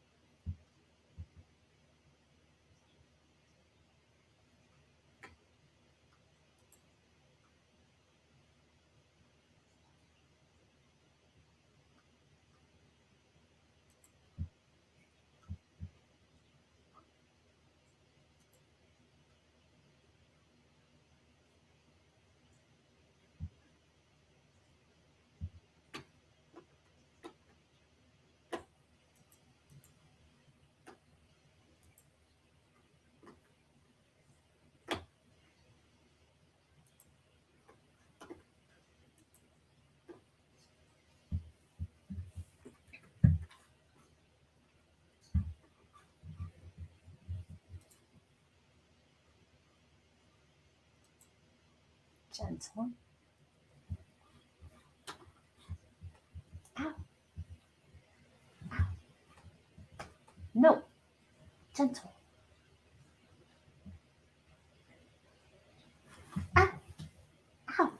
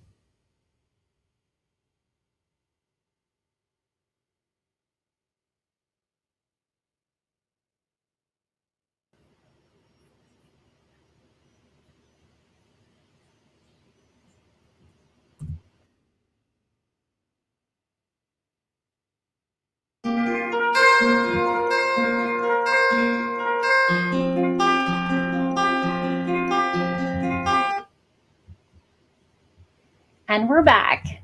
Catechus is my right hand. My He's right doing hand what? is my right hand is now Catechus's. Oh, I see. With teeth and claws, or Ow. I'll take that as a yes. Yes, that sounds like a yes. Ow. Gentle. What have we said about gentle? Not enough. It doesn't Clearly. work for us. Not enough, clearly. No. So the spray bottle does not work on my cat because he was feral before we got him.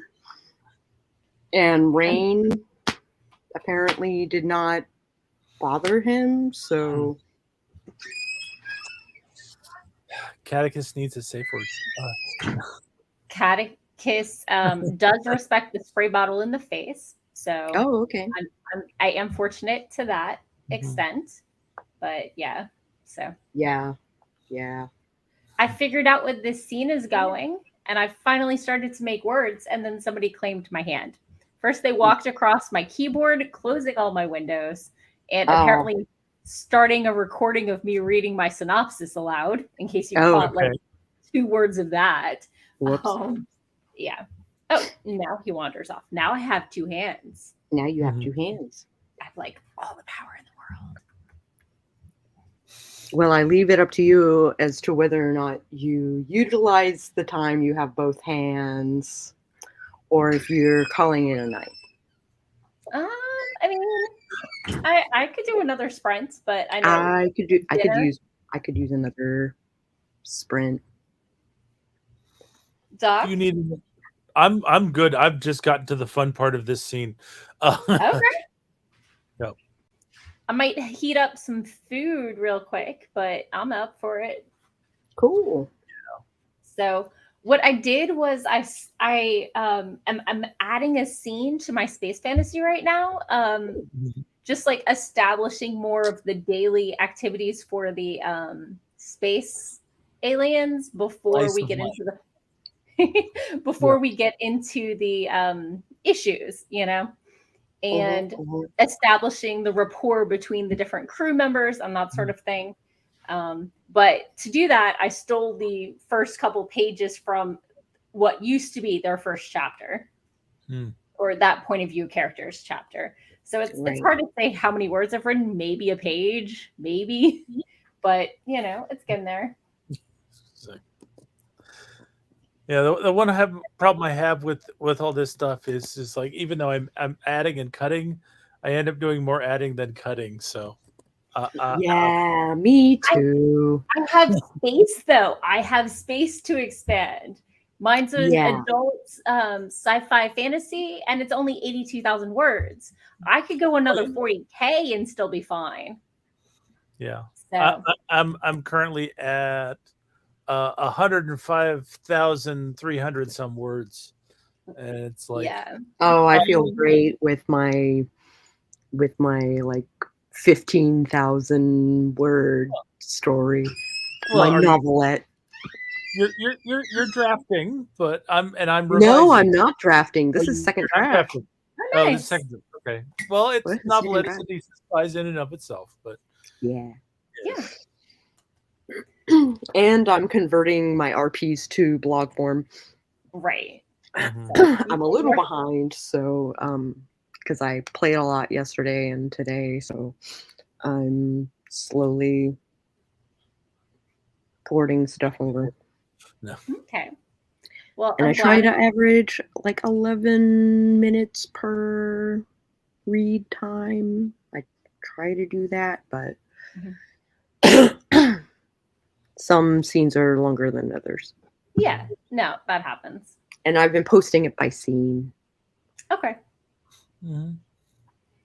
That makes sense. Instead of, I guess the chapters are different scenes. Right.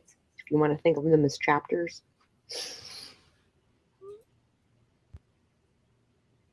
A scene can be a chapter. Yeah, that works. But so how about folks in the chat? Do y'all make some progress this? How about Author Goddess?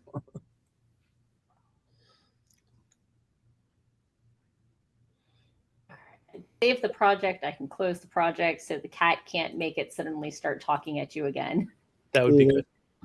So yeah, let us know in the comments. How did your sprint go? Or, you know, if you had to wander off for dinner, we totally understand. Here on the East Coast where we are, it's, 7:30. So, Author Goddess scheduled bills. Very important stuff. You know what makes it really hard to write? No electricity, no flushing toilet, no food. No home to live in. I'm a huge fan of roofs and air conditioning this time of year for me. Yeah. Between the thunderstorms and the 90 degrees, 95% humidity. Mm.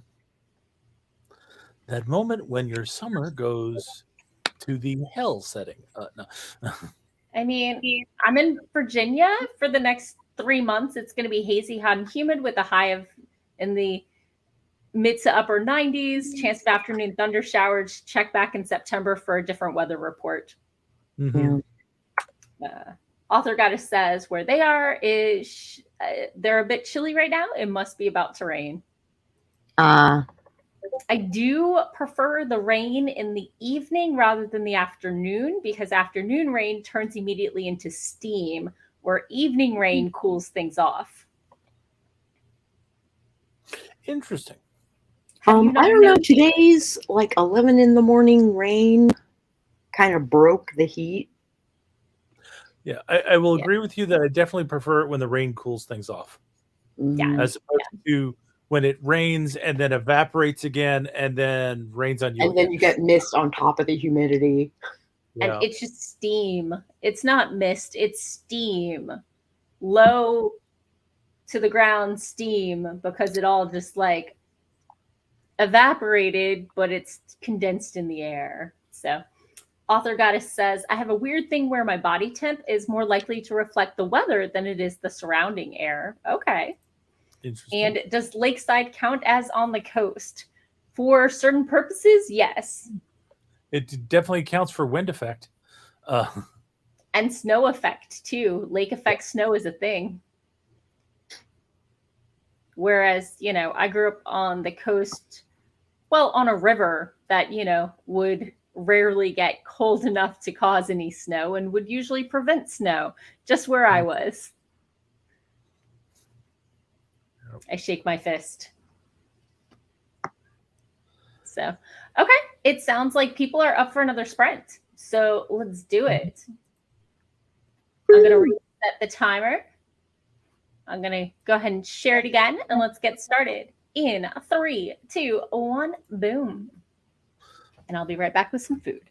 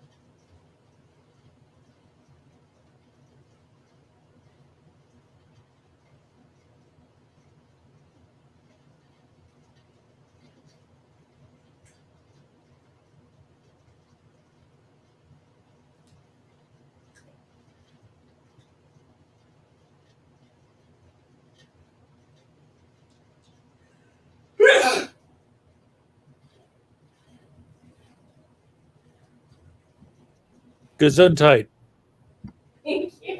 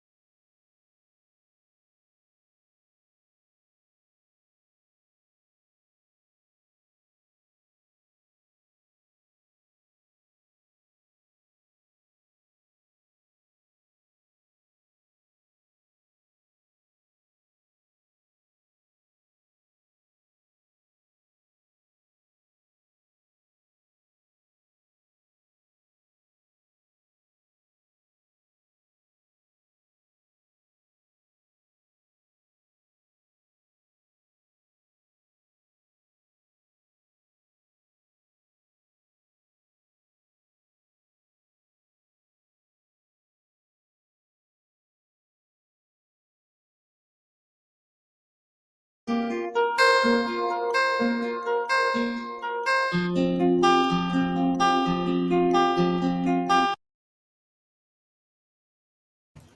we're back. I spent that sprint shoving food into my face. Sako had to balance. Oh. Well, that's sad. I know. And I finished my chapter. Oh, boom. Boom. And started on the next one. Nice. So it's flowing. You're in the groove. You're in the groove. It was flowing there, and I'm like a couple paragraphs into my next chapter, but yeah, I gotta get myself. I'm ready for dinner. But hey, good productive stream. Definitely. So, and I finished up all my leftovers. Oh dear. No. You'll just have to make more now. Well, I mean, it's best to use them up before they go bad, and I've been eating it since like Wednesday. This is true. What happened Wednesday that you had so many leftovers? I made a crock pot meal, and there's me eating it. Yeah, that would do it. I usually do heat and eat meals, be they oven or microwave. Mm-hmm. So cooking a thing, if I cook it, it's going to be enough to last me a week. That depends on the size of your crock pot, but yeah. I've got the standard like 4-quart. Yeah. I don't know. I have 2 of them technically. I think we've got like 4. We've got at least 3 because we've got a small round one. We've got one that you can turn on with the Wemo, and then we got another larger one for big stuff. And I think we may actually have another one, but we've got at least 3. So, gotcha. But which is kind of sad that we don't do crockpot meals that often. I don't know. Part of it is getting stuff cleaned up enough that we can get to it and have the counter space to leave the crock for a while. Yeah, no, mine's pretty easy to get to, and I usually have the counter space. If I do as soon as I do the dishes for the week, then it's done. But I make enough dishes that the dishwasher gets full once a week. So you have a nice open kitchen with lots of counter space. We have a small galley kitchen where counter space is limited. Yeah. Galley kitchen was on the bottom of my want list when I was looking for a place. Yeah, we didn't buy this place for the kitchen. We bought it for the master bedroom, which is the entire top floor. So that makes sense. Popping to the comments, Greg swung by. Hello, Greg. Hey, Greg. And Author Goddess had macarona latico. Macarona lactico. I have no idea how to pronounce that correctly. Anyway. Which sounds like it's going to be delicious. Mm. Or was, past tense, because it was had. It was had. So yeah. But at least I know where I'm going with this scene, so that's good. Always good. So commenters, let us know how your sprint was or how your afternoon is. Let us know you're still alive. No. Macaroni latico. Latico. Okay. Thank you. So, do you have any 4th of July plans? No, we're kind of in the situation of we're gonna stay home and kind of mourn the eroding of rights. But are you going to do it over a hot hamburger though? I have actually pulled out some sausages I picked up at Wegmans. Perfect. And I was planning on cooking those up in the oven. But I do have burgers if that's the need. So we'll have at least some traditional foods. Yeah. I've decided to lean into crockpot meals because I bought all this meat on sale like during the pandemic that probably should get eaten and might be thinking about freezer burn at this point. So a crockpot meal is going to, tenderize something with a million ice crystals and make it perfectly palatable. Yeah. As now you're talking about crock pot meals, I'm thinking it's been forever since I made a pot of chili. Right? And that's something that goes great in the crock pot. What I did was just chicken breasts and Mexican street corn and black beans and some taco seasoning. Mm-hmm. And then I just ate it with chips. I've done a white chicken chili before. I don't think I've ever done one with black beans before. That might be interesting. I don't know if this was somewhere between chili and like a chicken dip thing. Mm-hmm. But, it worked. It worked. And I ate it and, it fed me for a week and finally got that chicken that was very freezer burned out of my freezer. Yeah. Yeah, that's a problem. So, Author Goddess says that the macaroni latico is a Finnish macaroni casserole. Okay. Oh, I'm sorry, Greg. Greg's, I believe, puppy Casper is at the vet with bloody stool. Not a good day. Poor pet. I'm sorry. I hope they're feeling better soon and they get to come home because home is much better, especially since tonight and tomorrow are going to be loud, scary nights, especially for a lot of puppies. Well. I do know from my neighbors this past week that Catechist doesn't care about boom noises outside. So that's at least one stressor off of me. So yeah, Greg's waiting for the phone call to go pick up the pupper. Puppers should be home with their people getting treats and belly rubs because, their bellies aren't going to rub themselves. It is known. And with puppies, belly rubs are not traps. Yeah. Tomorrow is Scare Your Pet Day. Yeah. Yeah. So I'm just relieved that Catechist doesn't seem too anxious by the test booms of the neighbors. But there's a difference between a couple of them and 2 hours of them. This is true. So. Although I don't. And this is my first 4th of July with Catechist because I got him right after Imaginarium last year. That's true. So I'm very excited for him. We're coming up on our 1 year gotcha day. We've been lucky that our cats have not reacted badly to loud noises outside. That's good. Yeah, no, our concern is when we hear stuff going off is that thunder? Is that fireworks? Is that gunshots? We have had around here. Which unfortunately we've got like a park right behind us, and every now and then there's some gang activity, and there really are gunshots. But yeah, Greg says Cassie, rest in peace, was so upset by fireworks. Yeah, a lot. So many pets are terrified, and actual human vets have a lot of trouble. So it's best if they know it's coming and it's confined to a set time and place and location so that if they're not comfortable around the loud booms, they can get away and that, they know when they're coming. So unfortunately, you can't explain these things to dogs or kitties because they continue to not speak English. Well, they continue to not speak. Whether or not they understand English is a matter of opinion. But I mean, they can pick out a couple words like treat and walk and food. But a lot of that is almost more tone than anything else.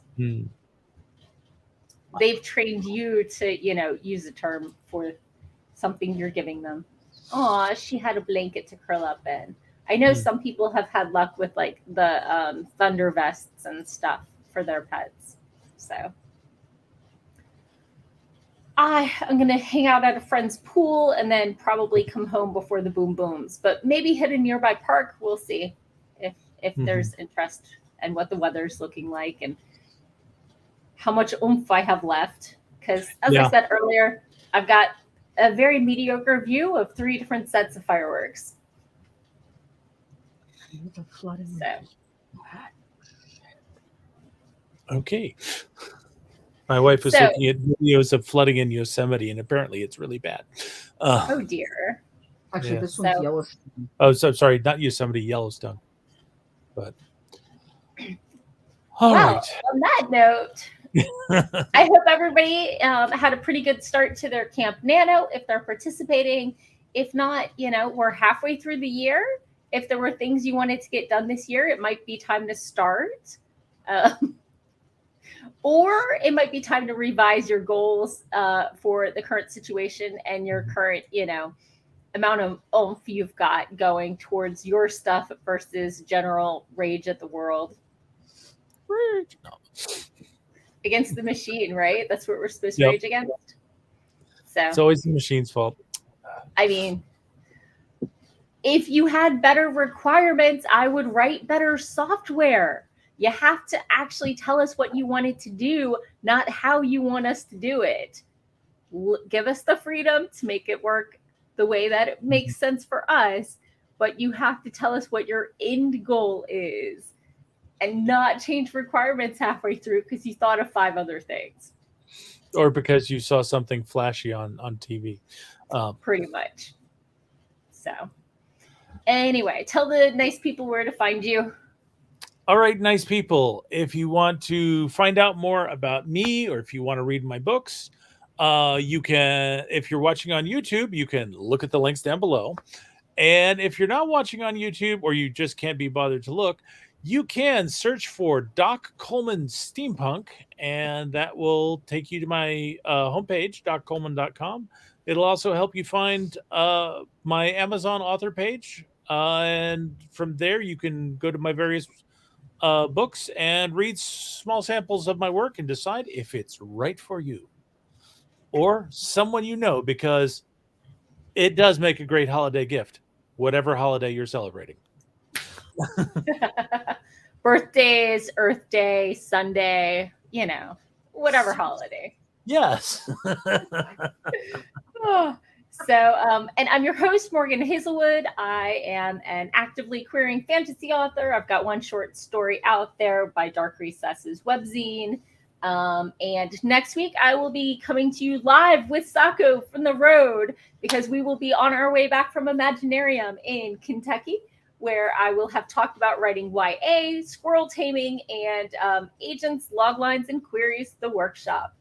So that's... And I will be coming to you live from this room as long as my internet connection holds out. So right. So on my YouTube, you can see Reluctant Heroes, and hopefully my better beta reading discussion with Doc and Sako will go live on YouTube soon. But for now, you can find it over on Tara Faybell's Twitch channel. Let me not save the link. Let me actually copy it. Where's the copy link? There we go. Okay. Because Doc, Sako, and I talked about better beta reading for 90 minutes and ran out of time, both giving and receiving beta reading. So that was last week. And my podcast, Writing Tips and Writerly Musings, I was talking about improving your readings last week. Plus, of course, my weekly author spotlight guest, John Kirsch, was this week. And yeah, I do a lot and I should focus more on my writing. We all know this. Have a great week. Thank you all for coming. And I hope you have a good week and that things are good for you. So, bye.